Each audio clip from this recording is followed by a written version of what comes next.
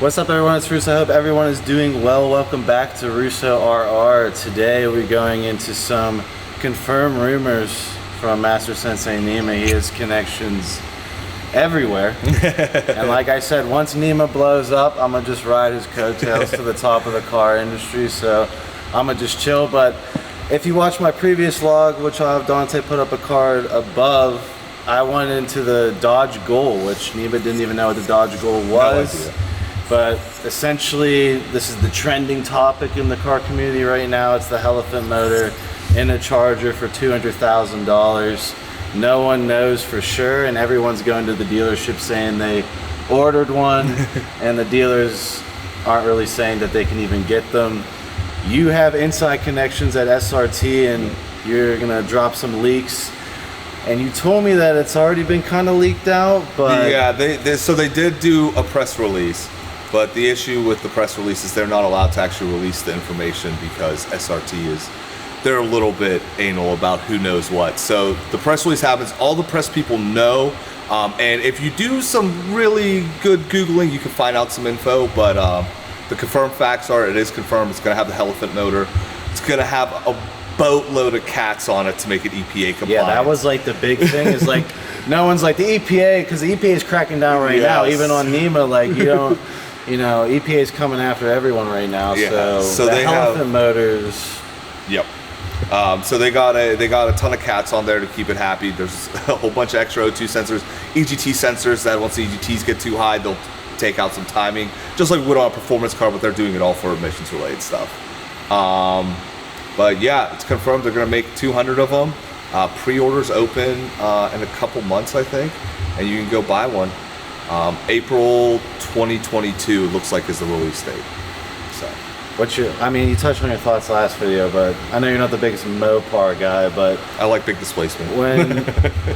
When you're approaching the 200 gram mark, like, I mean, it is a Charger at the end of the day. Right. It's not like you're getting some unique what do you chassis. think, like, so let's say you get it and you start modding it, like, is that capable below 8s pretty easily? I would think so. I don't see why. Just with raw power pushing it. It's a little bit heavy, but they did tune the suspension from what they're saying. They have custom strut and spring combo. It's kind of like the Demon, where it's like, yeah, it's electronically dampened. It's all the fun stuff. So it has everything you would expect, like out of one of my German cars. We'll see. I mean, I don't see why it can't be an 8-second car. There's absolutely no reason why not. So. If you were, like, obviously people are gonna buy them to sit on them and yes. flip them because it's 200. Would you, as an enthusiast, buy one, or are you only like seeing like the clout people grab? That's what it's going to be, 100%. There's absolutely no reason why enthusiasts wouldn't just buy a Demon or a Hellcat and just modify that if they were true enthusiasts. Because half the fun of being enthusiasts is modifying the cars. Right. So why are you going to spend 200 grand on a car when you can build one for half the price? Right. Especially with how cheap those cars have gotten in price. Like, I mean, you have connections at SRT. Like, is anyone like? I just see like the top YouTube channel on Mopar right now is a guy who elephant swapped 300C. Okay. And they haven't really got it like tuned out at all. Like, where do you see that elephant motor? Nowhere. Yeah. I just don't think it's an awesome platform. It's not like I'd have more fun with just doing a 7-liter stroker like your engine, basically, because either way you're building it up. It's not built for 2,000 horsepower, so if you want to go crazy with it, which is what it's designed for, you still have to build it anyways. Right. Well, why are you going to spend X amount more dollars on basically the same type of engine, same design, same engineering, when you could just do it with something like your engine?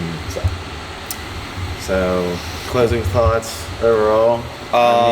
It's another. It's going to be the rapper car, the new rapper car.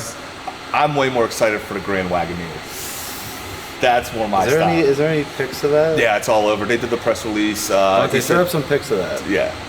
So 2-3 weeks ago, I think they did the press release, is what he was telling me. I mean, it's Hellcat engine. If you get the Grand Wagoneer, you got like 4 displays on it. I think the passenger glove box above it is a whole display. Oh, it's amazing, man. It's beautiful. A little pricey. I think they're like 90 to 120 for the Grand Wagoneers.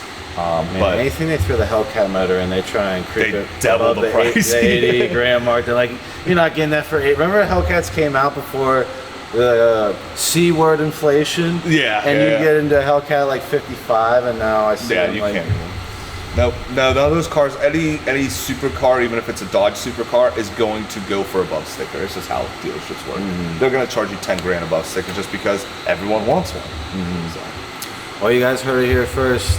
Officially, the Dodge Ghoul is real. So I've watched, like, I researched heavily, and like people are like going into dealerships saying they bought one. I mean, they might be able to put their name on the list already. I don't know how Dodge does it. I know with like Audi, you wait until the date they say, they send you an invitation, and then you have a choice of paying for it or not. I don't know if Dodge does an invitation type buy like that, or if they're just like first 200 that show up. Because like how when the Demons came out, it was like people paying 200 grand for a Demon. Yes. Like it seems like this is gonna be, oh, now you're gonna pay 250 to have the 100%. You're not gonna get one for 200 grand. I'm sure it's gonna be at least 10% over sticker.